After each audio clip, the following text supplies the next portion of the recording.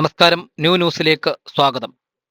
വില്ലുമല സ്വദേശിയായ വിഷ്ണുപ്രിയയുടെ ചികിത്സാ ആവശ്യത്തിനായി ഡിവൈഎഫ്ഐ 50 ഏക്കർ യൂണിറ്റ് കമ്മിറ്റിയുടെ നേതൃത്വത്തിൽ 42,350 രൂപ ശേഖരിച്ചു നൽകി.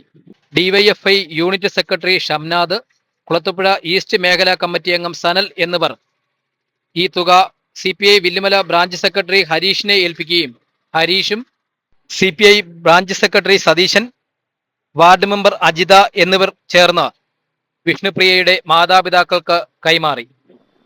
വിഷ്ണുപ്രിയയുടെ കരൾ മാറ്റിവെക്കൽ ശസ്ത്രക്രിയയ്ക്ക് വേണ്ടി ഡിവൈഎഫ്ഐ 50 ഏക്കർ യൂണിറ്റ് ഒട്ടനവധി ചാരിറ്റി പ്രവർത്തനങ്ങൾ നടത്തിയിട്ടുള്ള ഡിവൈഎഫ്ഐ 50 ഏക്കർ യൂണിറ്റ് വിദേശത്തും നാട്ടിലുമുള്ള ഡിവൈഎഫ്ഐ സഹാക്കളിൽ നിന്നും ഡിവൈഎഫ്ഐ നടത്തി വരാറുള്ള ഒട്ടുമിക്ക ചാരിറ്റി പ്രവർത്തനങ്ങളിലും പങ്കാളികളായിട്ടുള്ള കുറച്ച് സുഹൃത്തുക്കളിൽ നിന്നും സമാഹരിച്ച 42,350 രൂപ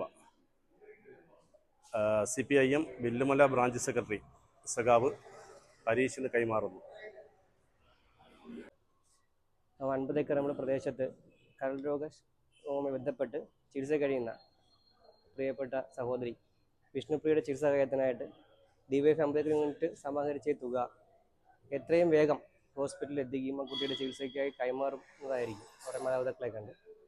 ഇതൊരു കൂട്ടായ പ്രവർത്തനത്തിലൂടെയാണ് നമുക്ക് ഈ തുക സമാഹരിക്കാൻ കഴിയുന്നത്.